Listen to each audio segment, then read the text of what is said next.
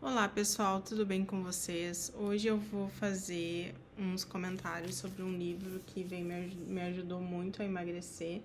Eu ainda não tô no meu peso ideal ainda, mas já tô emagrecendo aos poucos, uma vez por mês, pelo menos eu perco 1 quilo ou meio quilo. E o livro que eu quero comentar é Acabe com a Obesidade, da Cristina Cairo.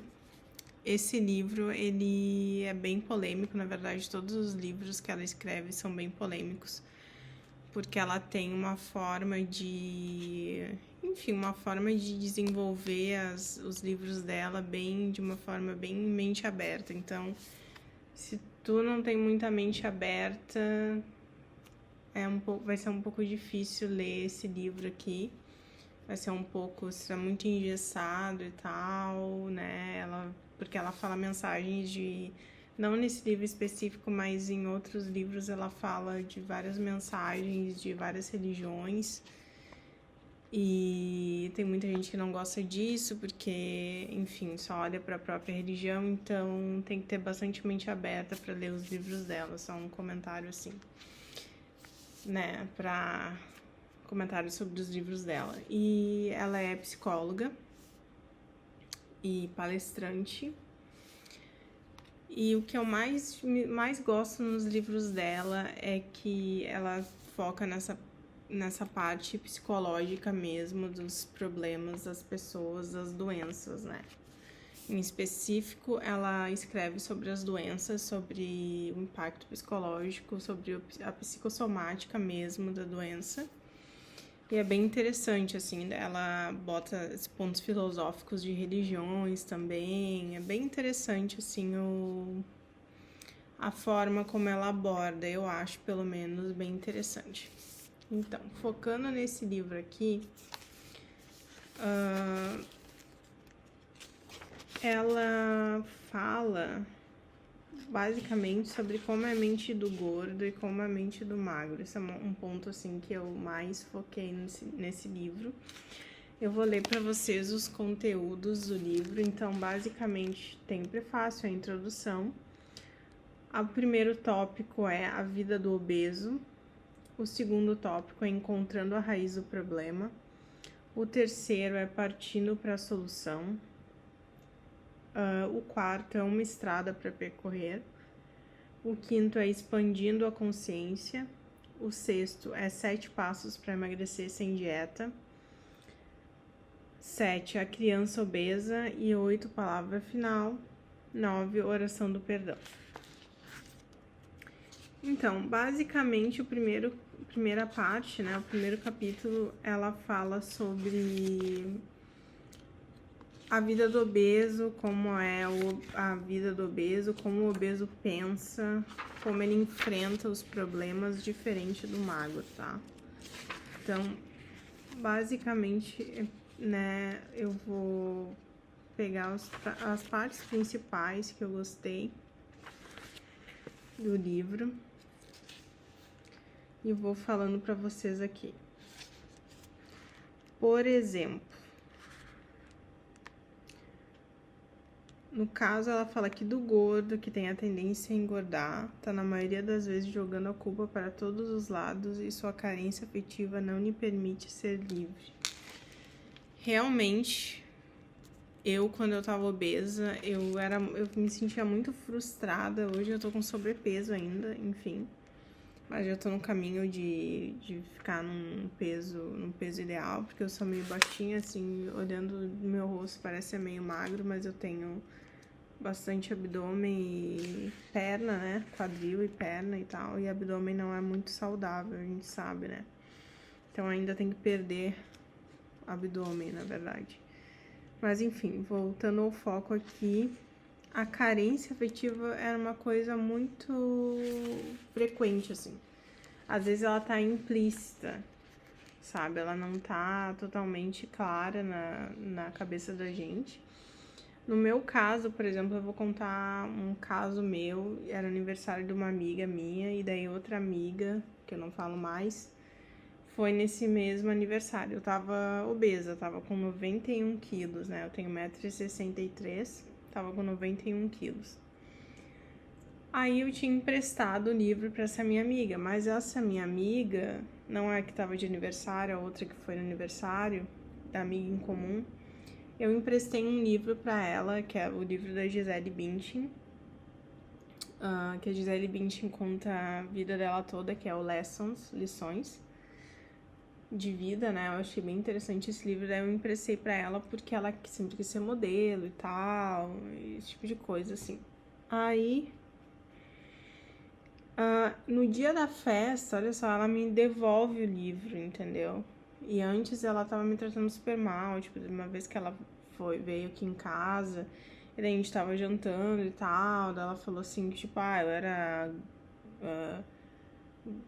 lixo reciclável e tal, enfim. Daí o meu marido a gente se olhou e tal, enfim. E daí aquilo me frustrou muito, só que ao mesmo tempo eu queria ser amiga dela, mesmo tendo esse abuso, assim, né? Esse tratamento ruim. E daí eu lembro que quando ela me devolveu o livro, eu fiquei super chateada, eu comecei a falar com uma amiga minha pelo WhatsApp. E daí eu tava super frustrada, falando assim, não acredito, ela me devolveu o livro agora, não sei o que, não vou mais falar com ela e tal, e não sei o que, não sei o que. Ela até tava com uma outra amiga, ela trouxe uma outra amiga, que era uma brasileira, e a guria tava entendendo tudo que eu falei. Enfim, né, a gente tava lá jantando e tal. E daí foi assim, sabe? Então eu tava muito frustrada. O que eu fiz? Eu comi um monte.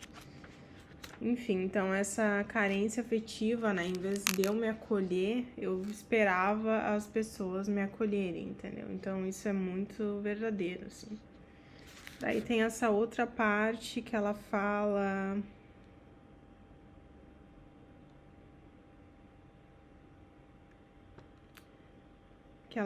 Será que você gostaria de ser magro e ter que andar com as próprias pernas sem depender emocionalmente de ninguém? Não esperar nada de ninguém, não desabafar ou ouvir desabafos com tanta frequência? E ainda, ignorar completamente chantagens emocionais dos outros sobre você, tocar sua vida sozinho, alegre, dinâmico, não se ver mais como vítima de situações e de pessoas e tomar decisões rápidas. Cara, isso aqui era o que estava acontecendo comigo, assim, porque eu tinha uma dependência emocional das pessoas, assim, total. Isso é uma coisa que eu levava um pouco na minha vida, na época que eu era magra, não era tão forte. Mas eu lembro quando eu fiz o último ano do colégio, que eu acabei reprovando, né? Depois eu refiz só as matérias só a matéria que eu reprovei. Era muito frustrante, assim, porque tinha uma amiga minha que já não era minha amiga, já tava sendo maldosa e tal, só que eu não botava respeito, entendeu? Então eu ficava sempre naquela dependência emocional. Isso começou a se definir, eu lembro. E daí eu só comia doce, aquela coisa da angústia mesmo, né? De precisar de alguma coisa doce pra adoçar a vida, vamos dizer assim, né? Essa coisa subconsciente. E acabava descontando tudo na comida, né? Então, mais recente era essa questão dos relacionamentos, né? Não vou falar muito dos relacionamentos, vou falar mais de amigos, assim, mas tem na família também. Essa questão de carência e tal, né? E sempre se sentir como se as pessoas não se importassem muito. E no final das contas, com quem eu não tava me importando era comigo mesma, entendeu? Então, essa questão do autocuidado, em vários sentidos, né? Autocuidado físico, autocuidado mental, compaixão própria. Ops. Compaixão própria, né? Compaixão por si mesmo e tal. Então, isso é muito importante. E depois o estilo de vida, mas o que faz a pessoa realmente engordar, né? Eu falo por mim, é comer as emoções. No caso, eu sempre estava comendo as emoções. Hoje isso já diminuiu a barra bastante, né? Mas enfim. E essa questão das chantagens emocionais, eu ainda sofro um pouco com isso, né? Com algumas pessoas que fazem chantagem emocional. Eu sou muito prestativa, tenho muita compaixão pelas pessoas, mas as pessoas acabam se abusando realmente. Isso é uma coisa que eu ainda tô aprendendo, né? Que ela fala aqui das chantagens emocionais. E andar com as próprias pernas, né? Então, não depender da aprovação dos outros, né? Esse tipo de coisa, assim, que a gente vai desenvolvendo, aprender a dizer não. Né? Que já é uma forma de tomar as próprias decisões, né? Daí ela fala aqui em outra parte: quero fazer você pensar como magro, que é livre internamente, a ponto de não sentir culpa ou arrependimento quando diz não a alguém. Então, realmente, essa questão de dizer não, né? Que eu já comentei. Então, o magro, ele pensa diferente. Eu já vou chegar na parte, assim, comparando como o magro pensa e como o gordo pensa emocionalmente. Isso que eu acho interessante nesse livro, porque ela fez um paralelo com o pensamento de magro, a parte psicológica do magro e a parte psicológica do gordo. Eu achei muito interessante isso. Então, eu vou mostrar pra vocês. Ela fala que, e mais, quero fazer você sentir o prazer de se desprender de certas emoções que só combinam com uma lixeira de sua casa, como, por exemplo, daí o gordo, né, como o gordo pensa, olha só o que ele fez, não me deixam ser feliz. Ela é feliz porque é magra, eu estou com preguiça de ir até lá, depois eu faço. Alguém tenha dó de mim. Então, essa questão de pena, né, de querer que as pessoas tenham pena de ti. Olha só o que ela fez no caso, que ela diz aqui, tipo, sempre jogando a culpa pro outro, né? Não tomando as responsabilidades, a tua parte da responsabilidade do problema e deixando a pessoa aí, independente da postura que a pessoa tem. Daí não me deixam ser feliz, como se tu fosse dependente dos outros para ser feliz, que não é verdade. Ela é feliz porque é magra, então isso é uma coisa que eu tinha muito na minha mente, assim, que para ser feliz eu precisava ser magra e tal, só que eu tinha que ser feliz primeiro, antes ser feliz e depois a magreza, enfim, a saúde, né? Ser magro em comparação à obesidade ia ser minha felicidade, né? Ia ser cultivar essa saúde, né? Aprender a cultivar essa saúde. E sou com preguiça de ir lá. Esse negócio, assim, é muito interessante porque a gente vai deixando, vai empurrando para depois e tal, as coisas. Procrastinação é bem coisa de gente gorda, né? Realmente, assim, a mente. Por exemplo, na dieta, depois eu faço a dieta. Sempre assim, segunda-feira eu começo, né? Isso é um bom exemplo. Daí ela fala aqui: se você acha que todas as pessoas são assim, então leia esses pensamentos de magro. Você não quer ir comigo, então eu vou sozinho, super independente. Alô, mãe, esqueci de te avisar, mas estou viajando há 4 dias e eu e a minha mochila. Super independente, decisão, né? Faz sozinho e tudo. Ela é feliz porque batalhou por isso, né? Valorizar os pontos positivos, o foco no positivo. Vou fazer agora e não depois. Sempre deixando as coisas para fazer no momento, né? Não procrastinando. Não caio em chantagem emocional, pois faço o que eu quero e ameaças não me metem medo. Então, enfrentamento, né? Enfrentar essa questão aí do abuso das pessoas e botar respeito, né? Ter o próprio espaço pra viver mesmo, porque tem pessoas que sufocam a gente, entendeu? Tem pessoas que realmente sufocam a gente tem que prestar atenção nisso, nos abusos, em sufocar e tal. E tem que ser independente, né? Sempre a independência realmente é uma coisa que faz diferença. Isso é uma das coisas que a gente vai só desenvolver na terapia, né? Então, não tem muito o que fazer. Daí ela fala, além disso, né? Não tem muito o que fazer além disso. Ou fazer jornais, né? Jornal não é journal. Jornal é em inglês, mas fazer diário, reler, ver o que tá acontecendo. Mas é muito difícil isso, né? É mais fácil fazendo terapia. Aí ela fala aqui: O que quero dizer é que, enquanto você olhar para a vida e a família com os medos e inseguranças da sua criança interior, estará sempre vulnerável a pessoas, paixões, perdas, dependências e, obviamente, magoado consigo mesmo por negar frequentemente a si mesmo em prol de alguém. Pois é. Essa questão da mágoa é uma coisa assim que eu quando eu tava mais gorda, né, quando eu tava obesa, eu sempre ficava triste, como se fosse uma pessoa controladora que quisesse que as coisas fossem como eu quisesse, entendeu? Então isso é uma parte que dá gatilho pra comer demais, porque tu sempre fica frustrado, magoado, a pessoa, né, enfim, te magoa com alguma coisa, tu fica na expectativa, isso realmente faz a gente comer as emoções. Por isso que quando ela fala da dependência, a dependência é uma coisa que faz muito comer as emoções, né? A falta de autorrespeito, principalmente, sempre em prol de alguém, como ela fala aqui, né? Sempre tu vive em torno como as pessoas funcionam, tu vive em torno dessa dependência das outras pessoas. E até mesmo a Jéssica do Pense Leve, ela fala isso, né? A Jéssica Pense Leve, ela fala muito isso, né?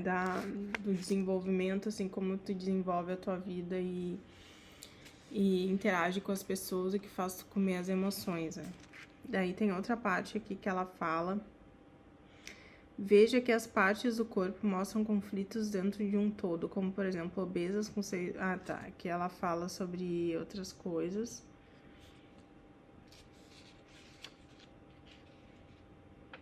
Aqui ela tava falando da linguagem do corpo, daí eu vou passar um pouco essa parte. Daí, deixa eu ver, tem umas outras partes aqui que eu marquei. Só vou falar mais ou menos as partes que eu marquei, tá? Essa parte aqui é bem interessante. Que ela fala: emagrecer é esvaziar-se, é um tópico, né? Emagrecer é esvaziar-se dos ressentimentos.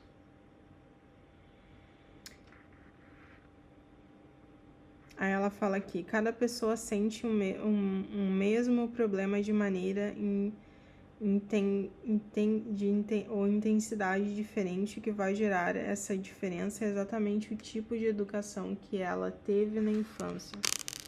Então, isso fala muito da infância, né? Então, realmente é uma coisa que é complicado, assim, dependendo da educação que tu teve, né? Por exemplo, uma frustração, a tua mãe ou teu pai ou tua avó te davam um doce, um sorvete. Se tu fizer isso, tu vai ganhar um sorvete. Então, às vezes se relaciona com a comida também. Mas o ponto dela aqui...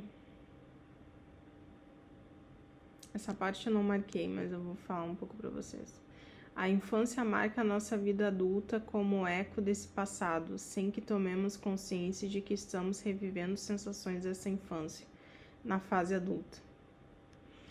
Então, é totalmente real isso, assim, a gente acaba reproduzindo mesmo as coisas que a gente não gosta e que a gente não concorda, que fica no subconsciente, né? Aí fala aqui, ó: a mente guarda no inconsciente os fatos que provocam dores na primeira infância, para proteger nosso consciente dessas dores, né? Realmente é bem isso que acontece.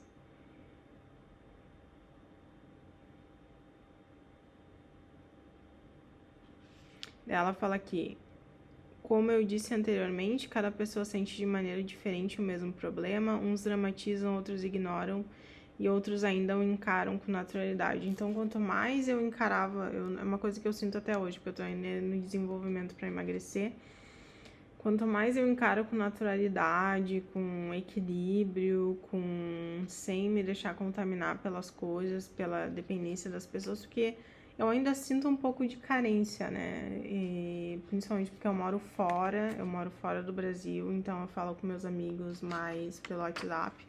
Eu sou uma pessoa mais quieta, mais reservada, mas às vezes eu gosto de interagir. Só que tem a questão de controlar, né? Tu quer as coisas que nem uma criança, assim. Na verdade, o obeso, ele pensa como uma criança. Ele quer as coisas na hora, ele... Principalmente, por exemplo, um exemplo de emagrecer. No início, eu queria emagrecer em 3 meses. Perder os 30 quilos que eu tava acima do peso. Né? Eu consegui emagrecer 23 quilos em 1 ano. Então, né, foi um jogo de paciência, porque realmente eu queria pra ontem, então o gordo quer as coisas na hora, entendeu? Isso é verdade. Daí muita gente vai dizer assim, não, mas tem magro que é assim, que quer as coisas pra ontem, mas o magro, o foco dele é a decisão, que ele quer as coisas na decisão que ele tomou, entendeu? Que ele não arreda o pé, entendeu? O gordo já é uma coisa diferente, né, na minha opinião. O gordo já é uma coisa relacionada com a dependência com as outras pessoas. O magro já é uma coisa mais quer na hora que ele quer, porque ele tá decidido a isso. O gordo já não é uma coisa que ele quer, porque ele tá dependente da pessoa. São focos diferentes. Aí ela fala aqui. Então, perceba que toda pessoa acima do peso normal tem cara de criança, chora como criança, viu? Como eu falei, da questão de querer as coisas na hora. Chora como criança, brinca e briga como criança. É só observar a si mesmo ou os seus parentes e amigos obesos. Isso é verdade. Chega até o rosto ficar infantil, assim. Né? Fisicamente fica com esse aspecto. Ser criança alegre é positivo para a felicidade do ser humano, mas ser criança frente aos problemas da vida, se magoando, tendo autopiedade, culpando as pessoas, guardando raiva, sentindo-se vítima, esse é o ponto principal. A pessoa quer as coisas e se ela não consegue, ela vai se fazer de vítima. Ah, coitadinho de mim, ah, é por isso que eu não consigo, ah, que não sei o que, é por causa das pessoas. Sempre empurra o problema para as pessoas. E é diferente do magro, que ele tá decidido porque ele quer aquilo. São coisas diferentes, entendeu? São formas de ser controlador diferente, vamos dizer assim. Daí, sentindo-se vítima, esperando que as pessoas elogiem ou amem. É desejar inconscientemente ser notado e ser pego no colo. Isso é verdade. Teve um exercício que eu fiz com a minha psicóloga, que eu peguei e fiz umas anotações do que eu esperava, das minhas expectativas sobre as situações e do que eu queria, assim. Por exemplo, eu queria ser acolhida, queria que fosse assim, queria que fosse assado e tal, super dependente e carente, entendeu? Né? Tudo em volta desses aspectos, assim. Aí ela fala aqui outro tópico, algo que eu não quero soltar. Daí ela fala que todas as vezes que uma pessoa estiver engordando, ela deve parar e se perguntar o que é que eu não quero soltar. A resposta pode ser um objeto, uma pessoa, uma situação, um costume, um hábito, um trabalho, um vício. Isso é super verdade, assim. Como eu falei pra vocês, o exemplo, eu vou dar alguns exemplos, eu não vou falar outros exemplos pessoais, mas só esse superficial dessa guria que era minha amiga, né, que eu não falo mais. Eu tava muito apegada nela, como se ela fosse a única pessoa que eu pudesse ser amiga. Pô, uma das coisas que minha terapeuta falou, pô, tem milhões de pessoas no mundo, daí tu quer ser justamente amiga dessa pessoa que não te trata bem, né, então eu sempre teve essa questão de se apegar, e quanto mais eu me apegava, mais eu engordava, né, porque eu comia minhas emoções. Isso vale às vezes até para parente, né, que a gente se sente carente e tal, a gente espera as coisas como se a gente fosse uma criança, né. Aí ela fala aqui, em se tratando de pessoas, uma pergunta pertinente, por que eu dependo emocionalmente dessa pessoa, dessa família? Em se tratando de algo, cabe a mesma pergunta, por que eu dependo desse trabalho, dessa situação, desse contexto da minha vida?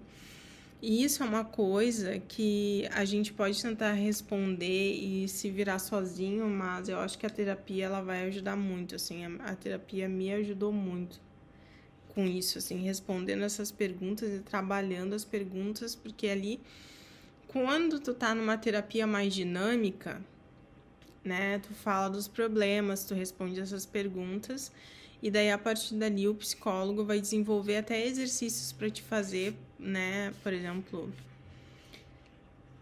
gratidão, que é um exercício muito importante, né, no caso pode ser aplicado aqui.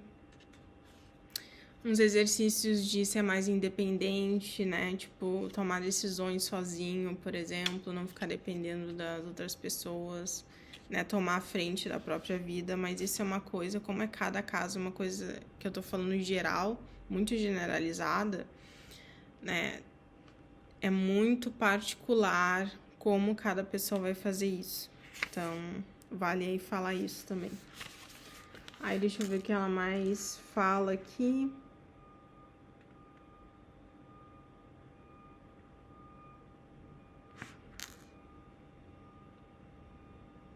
Aqui ela fala um ponto muito importante. Observe, o gordo veste as situações e engole os problemas, as pessoas e todas as ocorrências de sua vida e da vida dos outros. Então é diferente, por exemplo, é diferente de uma pessoa magra que ela pega e se posiciona sobre alguma coisa, entendeu? São coisas diferentes. O gordo, ele realmente ele engole o que ele... Quando ele reclama, quando ele manifesta de uma forma triste, de uma forma mais frustrada, de uma forma batendo o pé, como se fosse uma criança se jogando, porque eu quero meu brinquedo agora, entendeu? É as formas diferentes. O magro, ele vai se posicionar naquela situação e ele não vai se deixar ser invadido. É assim, a pessoa agiu assim, então eu vou me retirar, eu não vou mais conviver com isso e ponto final. O gordo já não é assim. O gordo, ele já faz todo um escândalo de frustração baseado no que ele quer e ao mesmo tempo ele tá dependente daquela situação emocionalmente, entendeu? Então são formas diferentes.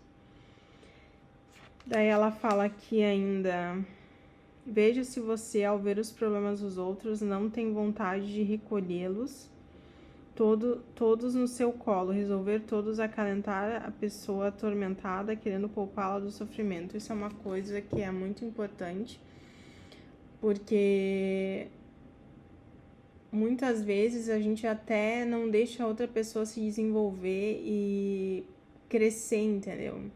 Quer controlar todas as coisas, quer aliviar a dor da pessoa, quer fazer pela pessoa até, inclusive, entendeu? Mas a pessoa precisa daquele espaço para ela crescer também, né?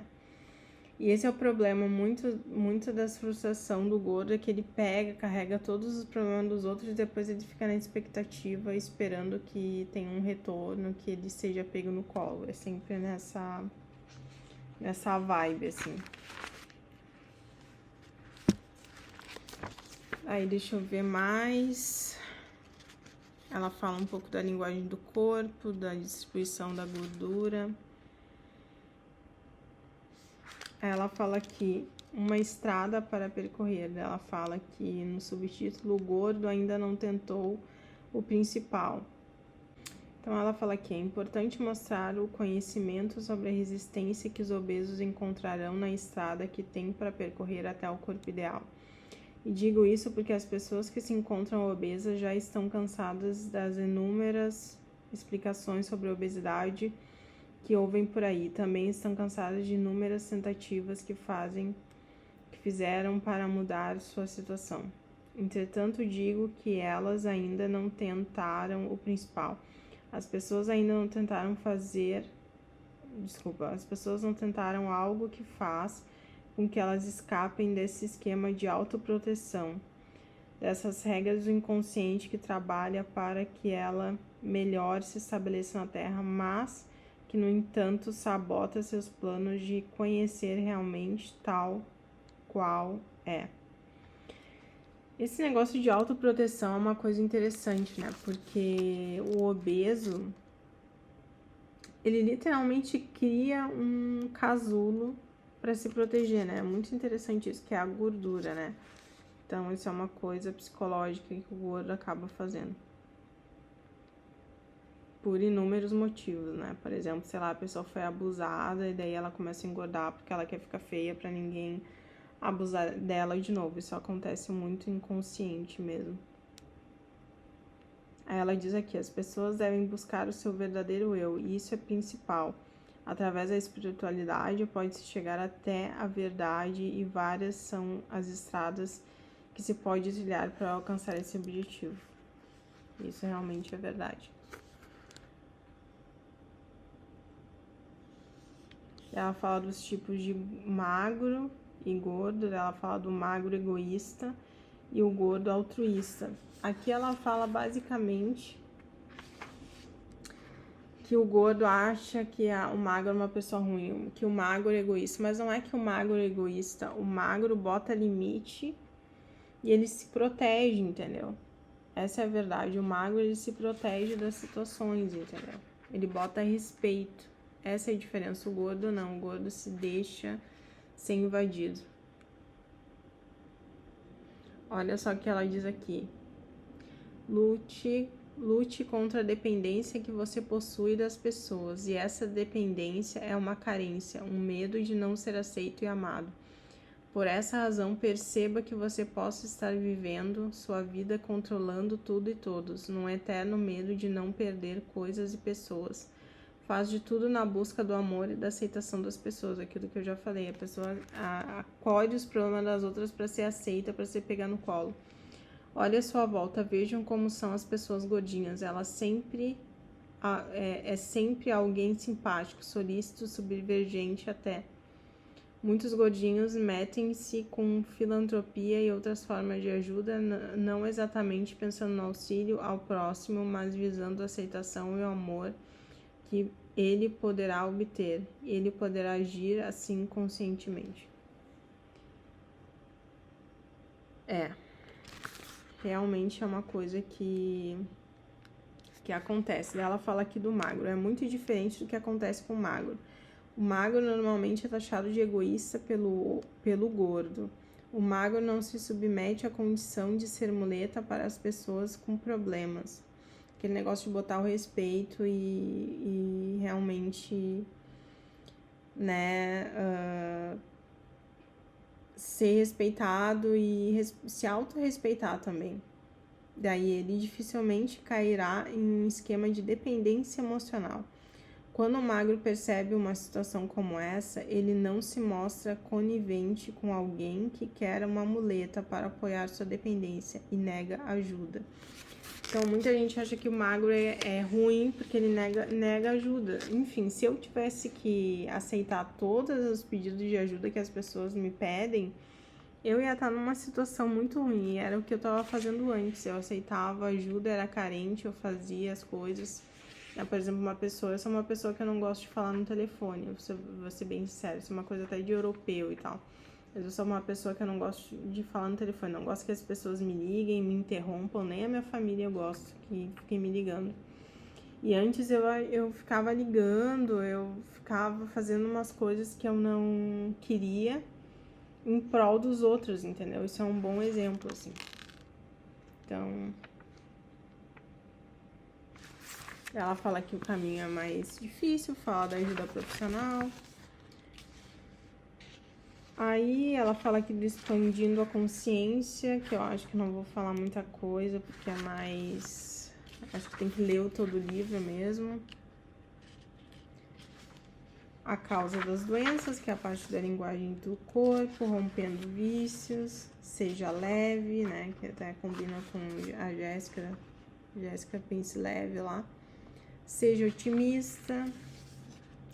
É que ela fala dos 7 passos para emagrecer sem dieta. Faça a oração do perdão, que tem aqui no final do livro.